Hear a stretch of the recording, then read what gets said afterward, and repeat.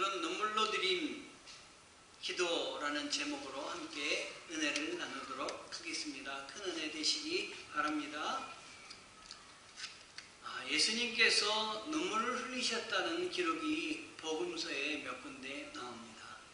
공생의 기간 동안에 이 기록들을 쭉 살펴보면 3번 예수님이 눈물을 흘리셨던 것으로 기록되고 있습니다. 첫 번째는 누가복음 19장에 나와 있는 기록입니다. 예루살렘을 바라보시면서 예수님은 눈물을 흘리셨다라고 하는 기록이 있습니다. 예수님이 임박한 예루살렘의 심판을 보시고, 그러나 그 심판과는 상관없이 하나도 걱정 없이 지내는 예루살렘 백성들을 바라보며 눈물을 흘리셨습니다. 요한복음 11장에 베다니 마을에서 개인 나사로의 죽음을 보시고 인간 개인의 고통을 공감하시면서 눈물을 흘리신 장면이 또 나옵니다. 그리고 세 번째 눈물을 흘리신 장면은 오늘 여러분들이 함께 읽으신 마태복음 26장 36절에서 42절 말씀입니다. 예수님께서는 이 마태복음 26장 36절에서 42절 사이에 겟세마네 동산이라는 곳에 오르셨습니다. 그리고 여기서 눈물을 흘리셨습니다. 오늘은 이 세 번째 겟세마네 동산에서 오르셔서 왜 눈물을 흘리셨는지, 그 예수님의 눈물의 의미와 또 우리는 어떤 자세로 신앙생활을 해야 되는지에 대해서 함께 살펴보며 은혜를 나누려고 합니다. 주님께서 저녁 다락방에서 제자들과 함께 마지막 만찬을 나누시고 격려와 위로의 말씀을 전하셨습니다. 그리고 성찬식을 거행하신 후에 기드론 시내를 거쳐서 이 겟세마네 동산은 감람산으로 가셨습니다. 곧 겟세마네 동산에 오르신 것입니다. 때는 아주 깊은 밤입니다. 다음 아침에 있을 십자가를 주님은 바라보셨을 것입니다. 주님은 하나님과 홀로 대화하기 위해서 이곳 겟세마네 동산에 오르셨습니다. 우리는 예수님께서 지상생활에 그 눈물을 흘리신 것 가운데 가장 엄숙하고 비장한 그 모습을 오늘 이 말씀들을 통해서 보게 됩니다. 예수님께서는 이곳에서 기도하실 때 성경은 핏방울이 땀방울이 되도록 기도하셨다라고 성경은 기록하고 있습니다. 여러분 혹시 기도하시다가 핏방울이 땀방울이 된 적이 있으십니까?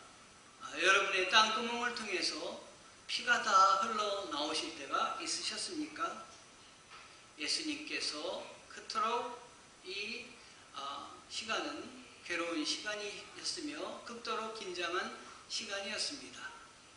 의사들에 의하면 사람들이 극도로 긴장하게 될 때 우리의 모세혈관이 터져서 그 땀방울을 통해서 피가 나올 수 있다고 합니다.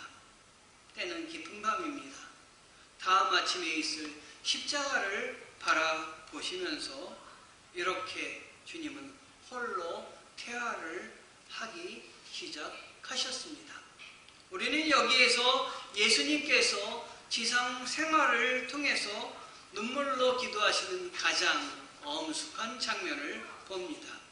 성경에 기록된 대로 주님은 지금 동산 어귀에까지 오셔서 8 제자를 거기에 앉혀 놓으셨습니다. 예수님의 제자는 12명인데 지금 기도하시러 겟세마네 동산에 오르실 때는 예수님은 11명만 데리고 오셨습니다. 한 명이 빠졌는데 그 한 명이 누구인지는 여러분이 짐작하실 것입니다.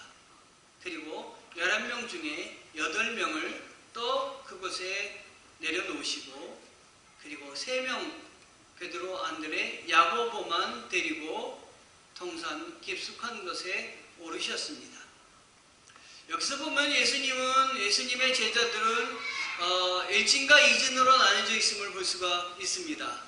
일진은 예수님과 늘 가는 곳마다 함께 가시는 아주 핵심 제자들이고, 이진은 좀 떨어져 있는 제자들입니다. 여러분, 예수님의 제자에게서도 일진과 이진이 있었듯이 우리 성도들에게도 일진과 이진이 있으리라고 생각되는데, 모두 일진이 되시기 바랍니다. 또 열심히 주님이 가시는 곳 어디든지 주님의 일이라면 최우선적으로 모든 것 제쳐놓고 감당하시는 제자들이 되시기를 바랍니다. 그곳에 가셔서 제자들 3명을 내려놓으시고 마지막으로 제자들에게 이렇게 얘기하십니다. 너희는 여기 있어라. 내가 저만큼 떨어져서 가서 기도할 터인데 여기서 너희들은 깨어서 기도해다오. 성경에 보면 돌 던질 만큼 거리였다고 얘기합니다. 돌 던질 만큼 거리니까 제가 돌을 힘껏 던졌을 때 거리를 재보니까 한 50m까지도 나가더라고요. 근데 거의 드물게 50m 넘기는 드뭅니다. 야구선수야 뭐 60m, 70m까지 가겠지만 보통 사람은 한 30m 던집니다. 그러니까 30m에서 50m 떨어진 곳에서 예수님은 지금 기도하고 계십니다. 밤에 30m에서 50m 떨어진 곳이라면 숨소리도 다 들립니다, 여러분. 밤에 혹시 기도하러 산기도 가보신 분들은 조금 떨어진 곳에서 기도하는 기도 소리가 조금만 소리를 높이면 다 들립니다. 아마 제자들은 그곳에서 예수님의 고뇌 어린 기도 소리를 다 들을 수 있었을 줄 압니다. 여러분이라면 그 정도 떨어진 거리에서 기도하라고 하신 예수님의 음성을 듣고 열심히 기도하는 성도들이라 저는 생각을 합니다. 제가 기도하자 이렇게 말씀드리면은 50m 아니라 집에서 떨어지셔도 열심히 기도해 주시는 우리 성도님들이라 저는 생각을 합니다. 그런데 예수님께서 이 기도하러 올라가실 때에 제자들과 함께 걸어가시면서 예수님이 제자들에게 속마음을 표현을 하셨는데 뭐라고 표현하셨냐면은 내 마음이 심히 고민하여 죽게 되었다. 이렇게 말씀하셨어요. 여러분, 예수님이 뭐 문제가 있길래 내 마음이 심히 고민하여 죽게 되었다. 방금 전에 최애 만찬을 하시고 만찬이라면 잔치인데 잔치를 벌이시고 이런 말씀을 하셨을까요? 예수님은 곧 있을 임박한 십자가를 기억하신 것입니다. 그래서 내 마음이 죽게 심히 고민하여 죽게 되었다. 주님은 정말 마음속으로 깊은 슬픔에 사로잡힌 것입니다. 여러분 혹시 교회에 오시면서도 여러분 예수님과 같은 똑같은 마음을 마음속에 품지 않으셨습니까? 내 마음이 심히 고민하여 죽게 되었다. 우리는 여기서 주님의 고민과 슬픔, 주님의 아픔, 이 모습을 느낄 수 있습니다. 느껴야 됩니다. 주님은 이 세상에 오실 때 어떤 모습으로 오셨냐면 완전한 신 하나님이시지만 완전한 인간의 몸을 입고 오신 분이 우리 주님이십니다. 건강한 사람이 날마다 죽음을 원하는 경우가 있겠습니까? 우울증에 걸리지 않고서는 죽고자 하는 마음이 한 번도 생각되지 않는 것이 건강한 사람들의 특징입니다. 더군다나 우리 예수님은 33살에 아주 건장한 청년입니다. 그럼에도 불구하고 예수님은 지금 내 마음이 힘이 고민하여 죽게 되었다라고 말씀하고 있습니다. 이런 청년이 십자가를 자원할 일은 없을 것입니다. 필리핀에 가면은 1년에 한 번씩 이 고난주간이 되면은 예수님의 고난을 실제로 체험하는 행사를 한다고 합니다. 그래서 해외 토픽에 이 고난 행사를 하는 것이 영상으로 실린 적이 있었습니다. 그 영상을 보면 깜짝 놀랐습니다. 자원하는 사람들을 십자가에 직접 체험할 그런데 어느 해인가는 지나가던 관광객인 일본 사람이 자기가 십자가에 달려보겠다고 자원한 것입니다. 참 정신 나간 사람이 아닐 수가 없습니다. 그래서 이 사람이 십자가에 달리는 못 박는 장면부터 시작해서 그걸 재현하는 것을 영상으로 찍어서 해외 토픽으로 보낸 것입니다. 이 사람의 손에 못이 박힐 때마다 이 사람이 몸부림치는 장면이 그 영상에서 전달이 됐습니다. 그걸 보면서 왜 쓸데없이 저런 일을 하고 있나 하는 생각이 들었습니다. 몹시 아프고 고통스러운 모습이었습니다. 그 사람은 쓸데없는 행동을 했지만 우리 주님께서는 정말 의미를 가지시고 뜻을 가지시고 이 십자가를 감당하셨습니다. 주님이 그러므로 인간의 몸으로 오신 예수님이 겪어야 할 이 십자가의 고난에 대한 고민은 어찌 없으실 수가 있겠습니까? 여러분들도 큰 일을 겪으면서 준비할 때 고민과 고통이 있지 않으십니까? 더욱이 그가 사랑하던 제자 중에 한 명인 유다가 그를 배반한다는 것을 알면서도 그 마지막을 맞으셔야 했던 예수님의 모습, 예수님의 아픔, 그 고민이 얼마나 크셨겠습니까? 그러나 주님께서 겟세마네 동산에서 체험하신 그 고통과 그 애통함은 이것 때문만이 아닙니다. 그것은 곧 만민이 지은 모든 죄를 홀로 대속할 수밖에 없는 그 큰 죄의 짐을 지는 것과 관련도 있습니다. 다시 말하면 이날 저녁 우리 주님은 죄로 말미암아 오는 인간의 모든 고민과 그 애통함을 우리 주님의 몸으로 직접 체험하신 것입니다. 우리를 대신해서 체험해 주신 것입니다. 우리의 모든 것들을 지고 십자가에 달리신 것입니다. 세상 죄를 홀로 지고 가는 어린 양의 고민과 슬픔을 그러므로 우리는 이 겟세마네 동산에서 예수님의 눈물의 기도를 통해서 찾아야 됩니다. 발견하시기를 바랍니다. 주님께서는 이 큰 애통과 고민 중에 무릎을 꿇고 하나님께 기도를 하십니다. 우리는 겟세마네 동산에서 주님의 그 고독한 모습을 바라볼 수가 있습니다. 주님께서 세 제자들을 데리고 들어가시면서 이 겟세마네 동산에서 기도하던 중에 주님께서는 말씀하셨습니다. 깨어 있으면서 기도해라. 간절히 제자들에게 부탁을 하십니다. 주님께서 말하자면 이 제자들과 함께 나와 고통을 한번 나누자 고통 분담을 요구하신 것입니다. 그러나 제자들은 너무도 피곤한 가운데 깨어있지 못하고 베드로도 정말로 정신을 차리지 못하고 잠을 자고 있었습니다. 그래서 주님은 다시 그들에게 내려오셔서 너희가 나와 함께 한시 동안도 깨어있을 수 없느냐라고 안타까운 심정으로 말씀을 하신 것입니다.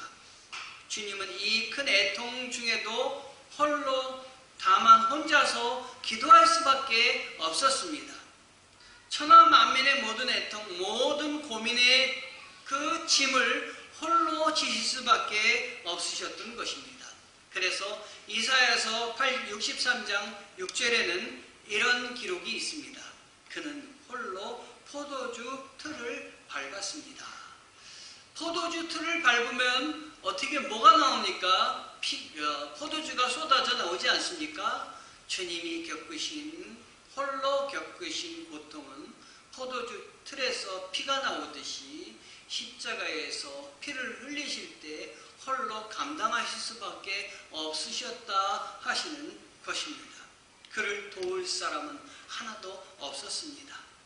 이렇게 예수님은 이날 밤 큰 고뇌를 경험하셨지만 그 예수님이 경험하신 고뇌를 제자들도 함께 나누지 못했습니다. 그러므로 주님은 우리들의 고뇌를 겪는 아픔을 아십니다. 여러분의 고뇌를 겪는 아픔을 누구에게 이야기해서 여러분의 아픔을 해결받으실 수 있겠습니까? 그 누가 여러분이 겪는 아픔을 이해할 수가 있겠습니까? 누가 공감할 수 있겠습니까? 주님도 공감하지 못하는 아픔을 홀로 가지고 가셨습니다. 그래서 주님은 우리의 고통을 공감하십니다. 우리의 고통을 나누십니다. 모든 사람은 가장 어려운 일을 거의 홀로 겪을 수밖에 없습니다. 집안이나 개인 사이에 있어서 크고 작은 일들을 겪을 때 여러분 누구와 같이 겪으십니까? 혼자 겪을 수밖에 없는 일들이 있으십니까? 나 혼자 겪을 수밖에 없는 일들이 있습니다. 그래서 케고르는 사람은 군중 속에 있어도 고독한 동물이다 라고 이야기했습니다. 많은 사람 가운데 있어도 나의 고독과 외로움을 나눠줄 사람이 없을 때가 있습니다. 홀로 결정할 수밖에 없는 상황이 우리에게 오는 것입니다.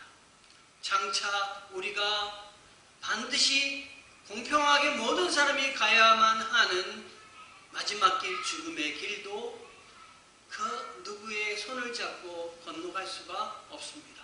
정말 홀로 가야만 하는 때가 옵니다.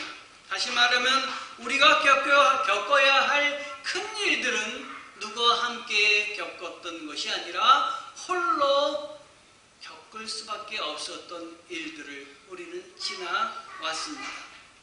홀로 있는 고독을 그 깊은 밤에 주님은 아시기에 주님만이 어려움에 처한 우리들을 도우실 수 있습니다. 주님만이 여러분의 마음을 이해할 수 있습니다. 어려움에 처했을 때 주님께 여러분의 마음을 털어놓으십시오. 주님, 나 힘듭니다. 나와 동행하여 주시옵소서. 우리나라 곡 중에 홀로 아리랑이라는 곡이 있습니다. 옛날에 서유석 씨가 불렀는데 이 노래를 참 저는 좋아했습니다. 아리랑 아리랑 홀로 아리랑 아리랑 고개를 넘어가 보자. 가다가 힘들면 쉬어가더라도 손잡고 가보자. 같이 가보자. 어려운 길이라도 외로운 길이라도 손잡고 갈 사람이 있다면 외로운 길이 아닐 것입니다.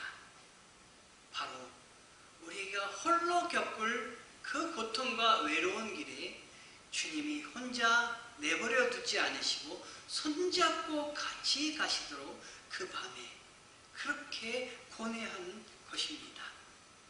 그러므로 주님께서 일찍이 제자들에게 말씀하셨습니다. 내가 너희를 고아와 같이 내버려 두지 않으리라. 반드시 내가 다시 오리라. 세상 끝날까지 내가 너와 항상 함께 있으리라.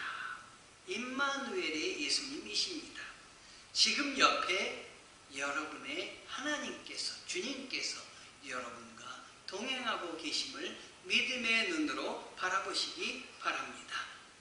고독을 친히 체험하신 우리 주님께서는 고독 가운데 외로움 가운데 있는 우리들을 버려두지 않으시고 지금 우리의 손을 붙잡으시고 홀로 아리랑의 그 노래를 부르신 것 같이 구원의 노래를 부르고 계십니다. 39절에 주님께서 이때 드리신 기도를 우리는 볼 수가 있습니다.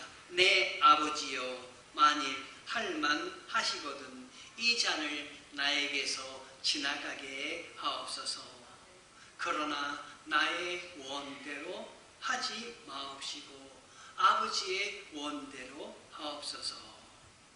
여러분, 이 말씀을 한번 따라해 보시기 바랍니다. 내 아버지여, 만일 할만하시거든 이 잔을 나에게서 지나가게 하옵소서. 그러나 나의 원대로 마옵시고 아버지의 원대로 하옵소서. 이 잔은 고난의 잔입니다. 십자가의 잔입니다. 희생의 잔입니다. 이 잔을 지나가게 하옵소서. 이 잔이 원치 않습니다. 그러나 나의 원대로 마옵시고 아버지의 원대로 하옵소서. 아버지의 원대로 하옵소서. 여기서 주님은 만일 할만하시거든 이 잔을 나에게서 지나가게 하옵소서 라고 먼저 기도하십니다. 이것은 무슨 기도입니까? 하나님으로서 드리는 기도가 아니라 인간으로, 완전한 인간으로 오셔서 드리는 기도입니다. 인간으로 오셔서 겪을 수밖에 없는 그 아픔을 가지고 드리는 기도입니다. 사람 편에서 드리는 기도입니다. 주어진 고난을 피하고 인류 대속을 이룰 수 있다면 이 잔이 지나가기를 원하신 것입니다. 이 잔을 마시지도 않고 지나갈 수 있다면 나도 고통당하지 않고 이 대인류 구원의 그 사역을 마치기를 원합니다. 우리도 그러지 않습니까? 하나님, 내가 경험할 수 있는 경험, 고통이라면 가급적이면 최소의 고통을 감당하게 도와주시옵소서. 하나님, 그렇게 되기를 원합니다. 인간 편에서 하나님께 드리는 소원을 말씀드리는 것입니다. 아주 솔직한 주님의 고백이며 이 고백은 우리들이 하나님께 또 세상 사람들에게 할 수 있는 진솔한 고백입니다. 그러나 예수님은 여기서 이 기도에서 멈추지 않았습니다. 이 기도에서 멈췄다면 아마 예수님은 눈물로 드린 기도가 아니라 바로 응답받았기 때문에 기쁨으로 웃으면서 드리는 기도가 될 수 있었을 것입니다. 그런데 예수님은 다시 기도하십니다. 이번의 기도는 눈물로 드리는 기도입니다.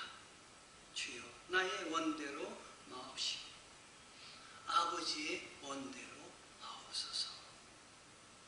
십자가가 피할 길이 아니셨음을 이미 아셨던 것입니다. 이미 응답을 받으셨던 것입니다. 안 됩니다, 안 됩니다, 그건 안 됩니다, 안 됩니다 하신 것이 아니라 예수님은 받아들이셨습니다. 나의 원대로 마옵시고 아버지의 원대로 하옵소서. 여러분, 이 맥락 속에 예수님의 눈물이 있습니다. 예수님의 고통이 있습니다. 그래서 눈물로 드린 기도가 아니겠습니까? 인간의 뜻보다 하나님의 뜻이, 내 뜻보다 아버지의 뜻이 이루어지기를 원하셨던 주님이십니다. 그것이 비록 십자가일지라도 하나님의 뜻이, 내 뜻보다는 하나님의 뜻이 이루어지기를, 나를 통해서 이루어지기를 원하나이다. 예수님은 기도하신 것입니다. 얼마나 수준 높은 기도이며 얼마나 희생의 기도이며 얼마나 눈물의 기도였겠습니까? 그렇지 않고는 이 고난을 어떻게 몸으로 받아낼 수가 있었겠습니까? 이 기도는 쉬운 기도가 아닙니다.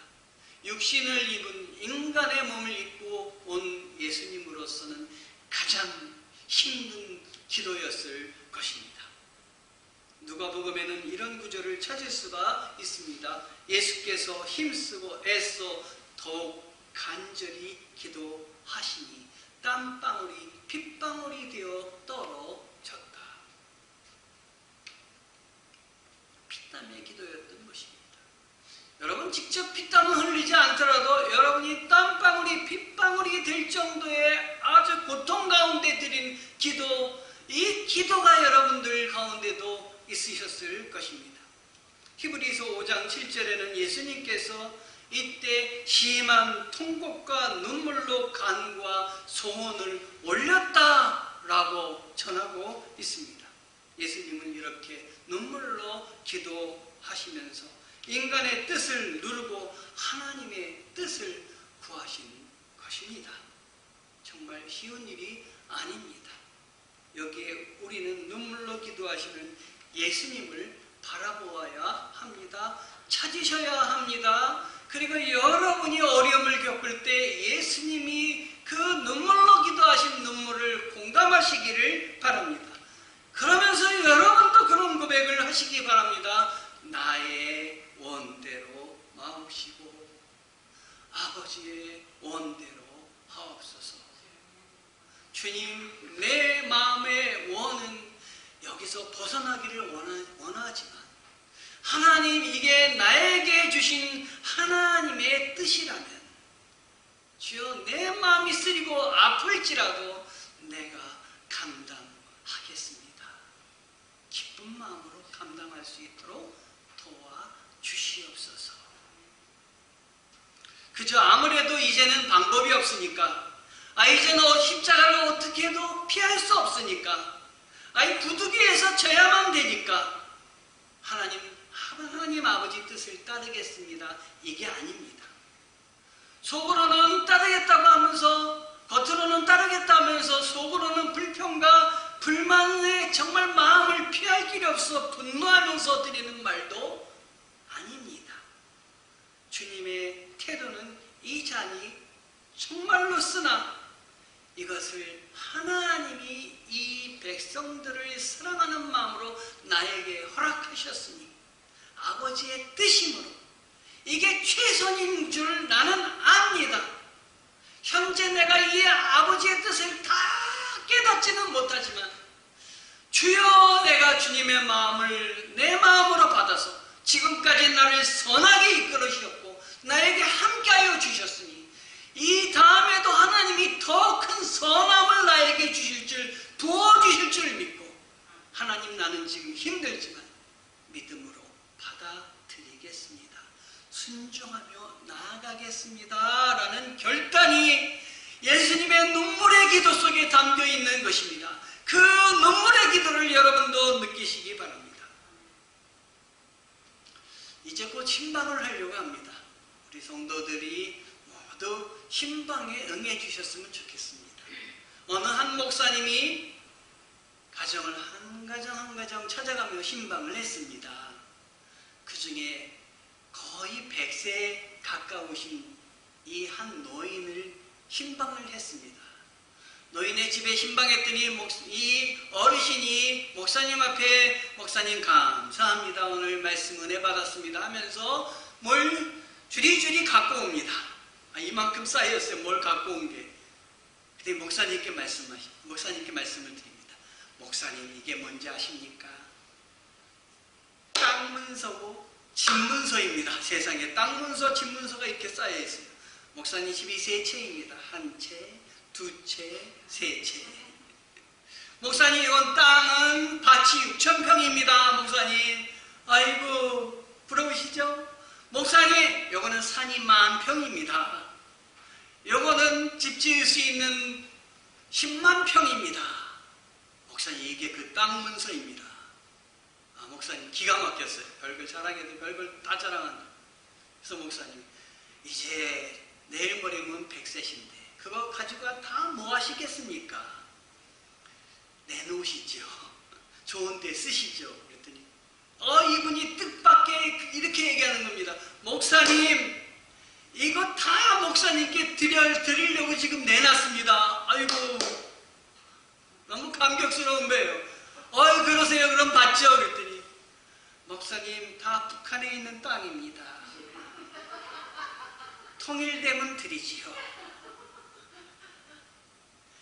여태까지 통일되기만 바라고 북한에서 6.25 때 피난 내려올 때 땅은 못 갖고 오니까 땅 문서 다 갖고 와가지고 애지중지 그걸 바라보면서 소원을 바라면서 목사님께 내드릴 수 있다고, 그거 목사님 받으면 그걸 뭘 하겠습니까? 땅의 것에 관심을 갖고 기도하고 눈물 흘리는 사람입니다. 우리가 살다 보면 눈물의 겟세마네 동산을 만나게 됩니다. 여러분, 우리에게 닥치는 고난을 피하지 못하고 당할 수밖에 없을 때가 있지 않으셨습니까? 상황이 그럴 수밖에 없을 때가 있지 않으셨습니까? 혹시 지금도 그러시지 않습니까? 피하고 싶은데도 피할 길이 없고 어디다 던져버릴 것도 없습니다.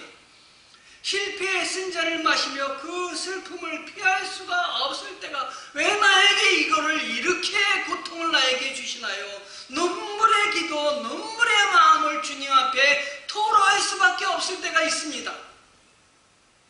우리는 이러한 때에 세 가지 태도로 받아들이는 사람들을 봅니다. 첫 번째, 할 수 있나? 에이, 그게 내 운명이지. 내 팔자소관이야.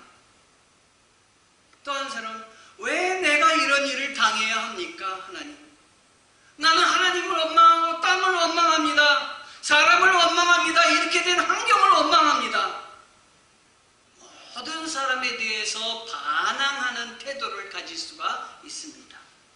그러나 마지막 우리 그리스도인들이 가져야 할 태도가 있습니다. 지금은 하나님 다 이해할 수 없습니다. 다 받아들일 수 없습니다. 그러나 아버지의 뜻대로 하옵소서. 아버지가 하시는 대로, 아버지가 하라는 대로 하시겠습니다.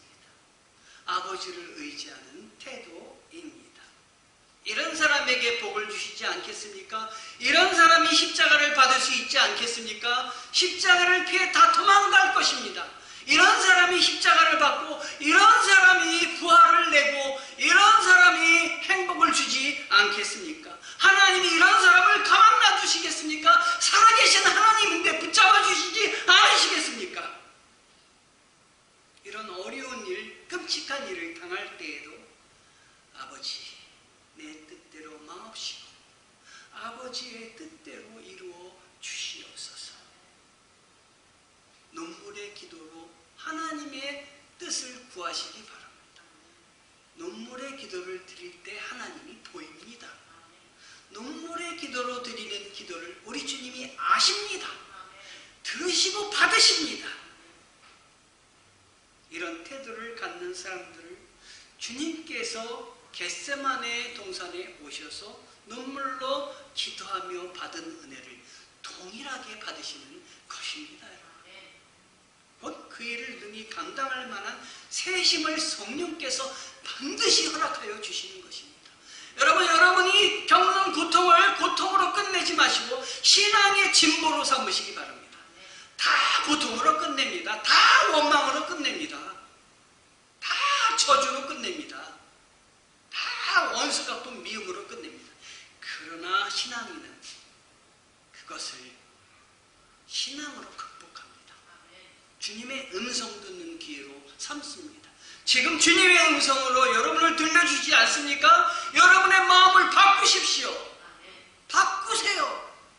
그래서 여러분의 마음의 기쁨이 샘솟게 나오십시오. 내 배에서 생수의 강이 흘러나리라. 주님 말씀하시지 않았습니까? 내 배에서 생수의 강이 흘러나십니까? 내 배에서 고통과 원망의 강이 흘러나오지 않습니까? 이 사순절은 예수님의 고난을 내 몸에 짊어짐으로 내 배에서 생수의 강이 흘러나리라 라는 고백이 넘치시기 바랍니다. 이럴 때 여러분 능력을 받는 것입니다. 여러분 신앙인이 이럴 때 성장하는 것입니다. 주님께서 이렇게 3번 기도를 하신 후에 제자들에게 뭐라고 말씀하셨는지 아십니까? 일어나라 함께 가자. 보라 나를 파는 자가 가까이 왔느니라. 야 너희들 내가 그토록 얘기했는데 아직도 깨어있어, 아직도 자고 있어. 이런 내가 너희들하고 정말 일을 한 걸 후회한다. 그러지 않으셨습니다. 아마 나라고 그렇게 얘기하셨는지 모릅니다. 야 이제 알아들을 때가 됐지.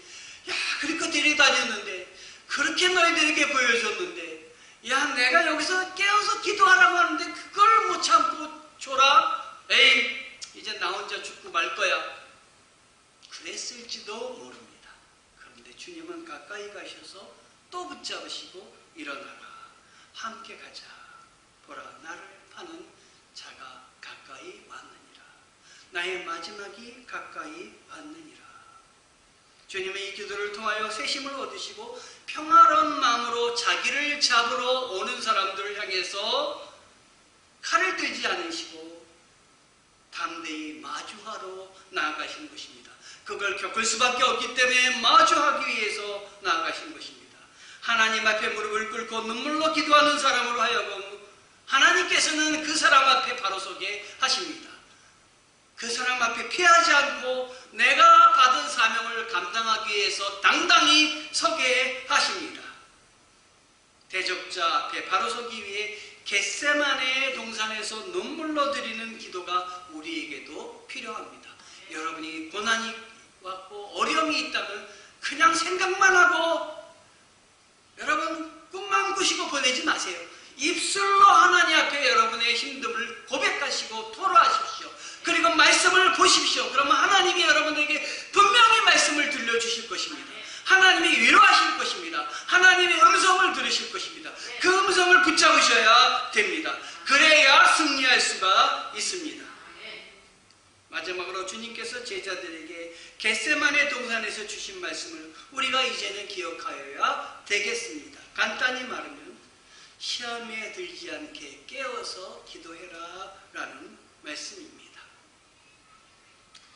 이 말씀은 원어에는 그레고리오라는 말입니다. 그레고리오. 충청도 말씀 같습니다. 그레고리오.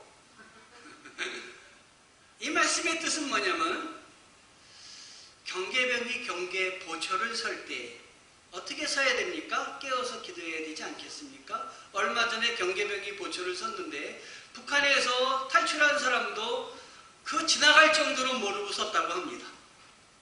여러분, 경계병이 보초를 설 때 눈을 반짝 뜨고 정말 사방을 살펴보며 깨어 있어야 됩니다. 깨어만 있으면 되는 게 아닙니다.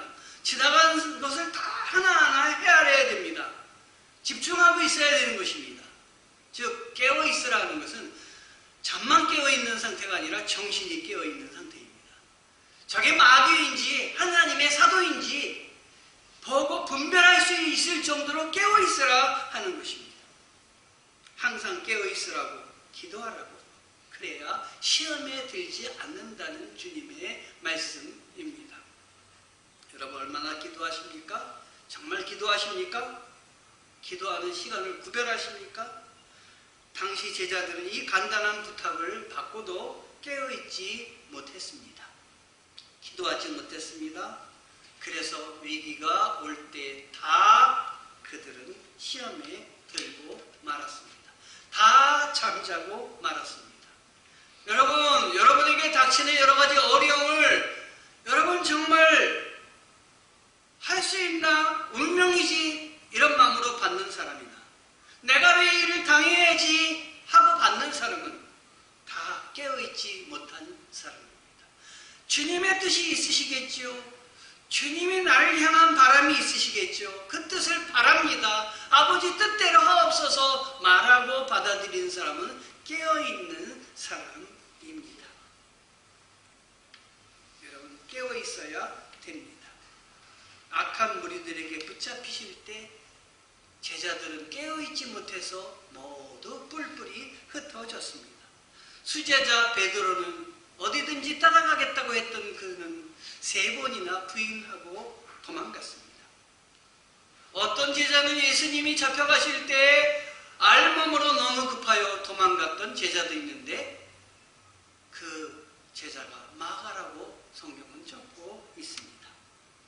깨어있어야 사방을 살필 수가 있습니다. 원수가 오는 것을 미리 볼 수가 있습니다. 자는 집에 도둑이 들어옵니다. 깨어서 대문 앞에서 지키는데 어떻게 도둑이 들어올 수 있겠습니까? 원수는 자지 않고 자기가 삼킬 자를 두루 찾으며 다닌다고 했는데 말씀으로 지키고 은혜로 지킨다면 우리가 이길 수 있지 않겠습니까? 깨어 있으라는 말씀을 붙잡으셔야 됩니다. 지금은 코로나 시기입니다. 위기의 때입니다. 정말로 깨어 있으라는 말을 우리가 정신 차리고 들어야 할 때입니다. 육체적인 깨어 있음보다도 영적으로 깨어 있어야 하는 것입니다. 기도를 통해서 세심을 얻고 정신적으로 영적으로 무장해야 되는데 깨어있는 사람은 기도합니다. 하나님께서 아브라함에게 동서남북 사방을 바라보라고 했습니다. 깨워서 바라보라는 것입니다. 깨워서 동서남북을 바라볼 때 그 땅을 주시겠다고 하신 것입니다. 어려울 때에도 동서남북을 바라보며 하나님을 바라보신다면 어떤 환경에서도 어떤 시점에서도 우리는 승리할 수가 있습니다. 시험에 들지 않습니다. 우리는 오늘 예수님이 우리에게 보여주신 기도의 모범을 배워야 합니다. 예수님께서는 인간이 체험할 수 없는 모든 애통과 고민과 환난과 아픔을 모두 체험하셨습니다. 우리가 어떤 환경에 처할지라도 세상 끝날까지 함께 있을 거라고 약속하시며 임마누엘 하나님이십니다. 그러므로 우리는 깨어 기도하면서 이제는 주님의 발자취를 따라 가십시다. 겟세마네 동산에서 드린 눈물의 기도를 따라 하시기 바랍니다. 내 뜻대로 마옵시고 아버지의 뜻대로 이루어 주시옵소서. 순간순간 이 기도를 들으시며 순종하시는 성도 되시기를